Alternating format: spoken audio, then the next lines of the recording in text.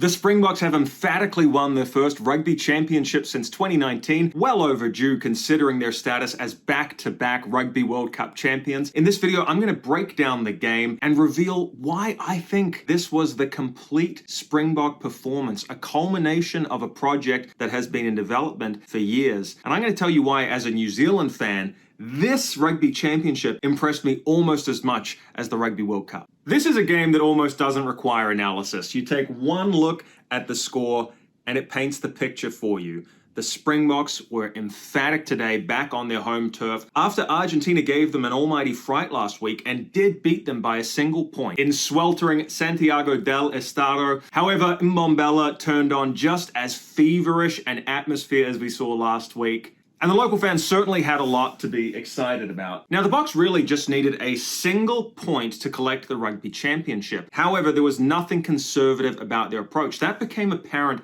in the opening minutes of the game. In fact, it was just the second minute when they had an eminently kickable penalty and said, no, we're not going to take the points.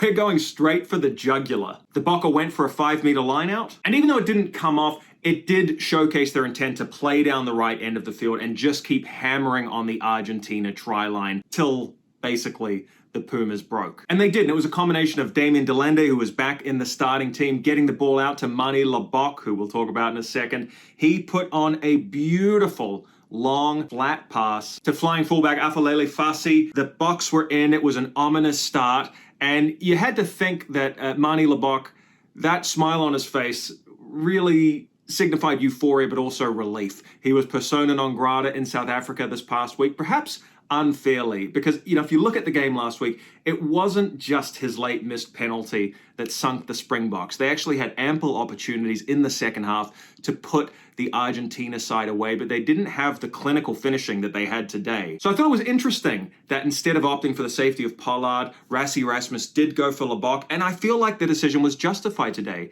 particularly since he didn't take the goal-kicking duties. So look, if his goal-kicking mechanics are the big question mark about his game, that question was removed. What we had today was just a playmaker who was able to unleash a game of terrifying width from the South Africans, and who, from my outsider perspective, I'm not a Springbok fan, I'm just kind of looking at it clinically in a sense, I feel like he is the guy to unleash that wide running game that South Africa's going for. So look, I don't necessarily think he needs to start every game, but Rassie's trying to build depth here. He wants that squad of 50 by 2027. You need a stacked depth chart of first 5/8. Boy, do I know that as a Kiwi. We needed Stephen Donald to kick us home in 2011. He was the 4th or 5th best fly half in New Zealand, but you need that depth. And so today, even in this all-important game, Rassie kept building the experience of Manie Libbok. Hendrikse, the halfback for South Africa, he combined really well with Libbok, and it turns out that was their first time playing together. It looked like quite a well-oiled partnership, so clearly there's some chemistry there. We could be seeing more of that on the Northern Hemisphere tour. That would not surprise me at all after the statement performance they made today as a halves pairing. Now look, I've lived in the United States almost 10 years now, so I've really, I've become a big American football fan. Pieter-Steph du Toit's try a few minutes later was straight out of the NFL. He jumped out of a ruck, and it was pretty acrobatic for a man his size. He was able to get the ball down. This came after some concerted pressure, again, just playing territory, hammering the Argentina try line. Look, at 14-0 down, it was looking ominous, but Argentina's a fine team. I keep saying on their day, they're at least the 4th best team in the world. They're a team that are heading for a Rugby World Cup final sooner rather than later. And Thomas Albornoz for Argentina scored and converted his own try.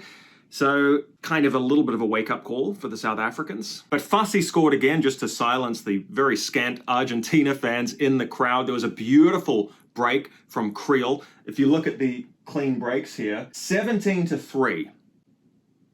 And again, Creel at center was just instrumental in that. He found so much space in this game.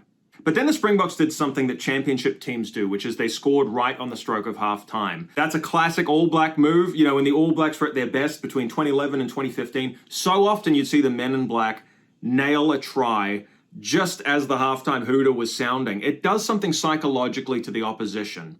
It really puts a bad taste in their mouth as they go into the halftime sheds, and very often they'll spiral. Well, the Springboks did that today, and it was chef kiss. Beautiful. Again, it was the combination of Libbok and Fassi But this time they put away Cheslin Colby, who's just got the most magical dancing feet in all of world rugby. He scores, and so the Boks are up 27-7 at halftime. Already, to be honest with you, I'm thinking it's game over. Yes, Argentina's a fine team, but you just never felt like the Boks were going to lose this game. Not for 1 minute were they behind. And if you go back to my little stat board here, take a look at this one. Post-contact meters.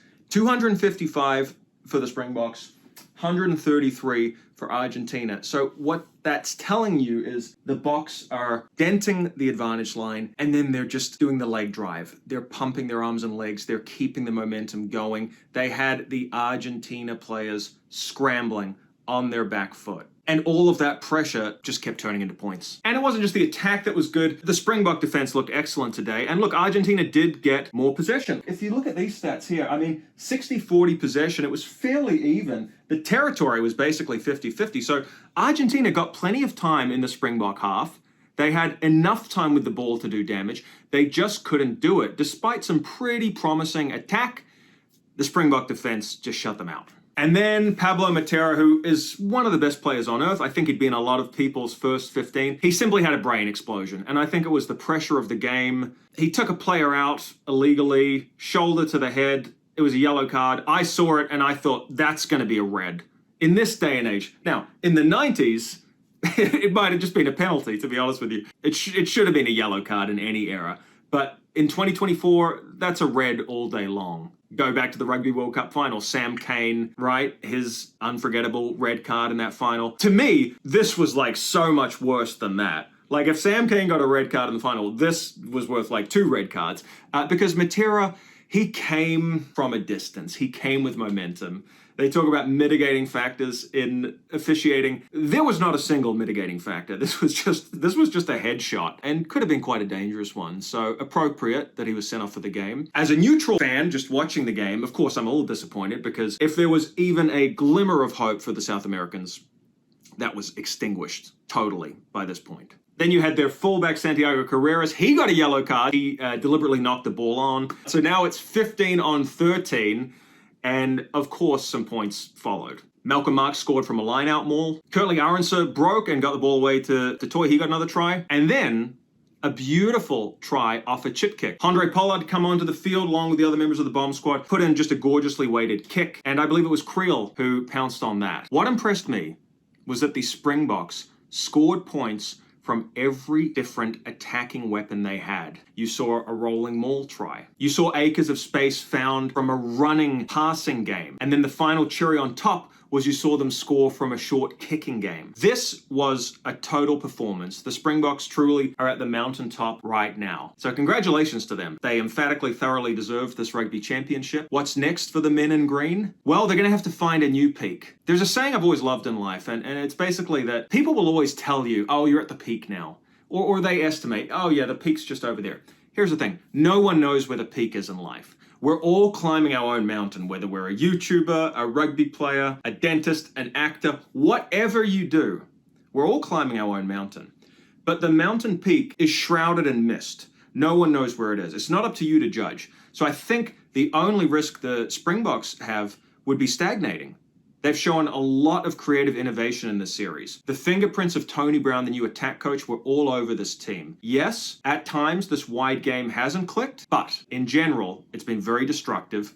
The points they've amassed are a testament to that. And there are signs that it could all be coming together. I think the Boks are going to possibly lose some of their stalwarts in coming years. I'm not sure everyone is going to make the next Rugby World Cup, but there's so much talent in the pipeline. They've got to just focus on the next task, and perhaps an even higher peak is ahead of them. And just one final thought. I was so happy to see how euphoric the crowd was and the players were lifting the Rugby Championship. It's a huge deal.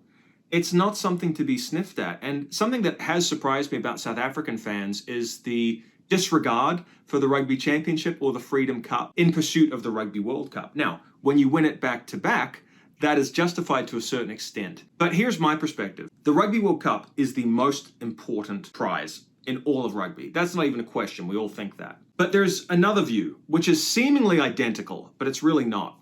And that view is the Rugby World Cup is the only thing that matters. Now that's where I draw the line. It's not the only thing that matters. Rugby Championships matter, the Freedom Cup matters, the Bledisloe Cup matters, the Six Nations matters. The problem with putting all your eggs in the Rugby World Cup basket is if it doesn't come off, if the bounce of the ball doesn't go your way, if you have some crucial injuries, you're really left in the abyss if you don't win. So this is my way of saying I was thrilled to see how much the South Africans wanted this trophy, and frankly, they're good enough to win more of these in between the Rugby World Cups. And guys, I'll be covering their tour of the Northern Hemisphere. I'm an All Black fan, so most of my channel is focused on the All Blacks, but I cover the Springboks too. So if you've enjoyed this analysis, definitely like, subscribe, leave a comment, say hello. And I'll be making more videos about the men in green on their end of year tour. So look out for those, guys. I will catch you for another one real soon. Congratulations to my South African followers and, of course, the Springboks themselves. Hell of a game, hell of a performance. 48-7. What more do you need to say? See you guys. Bye for now.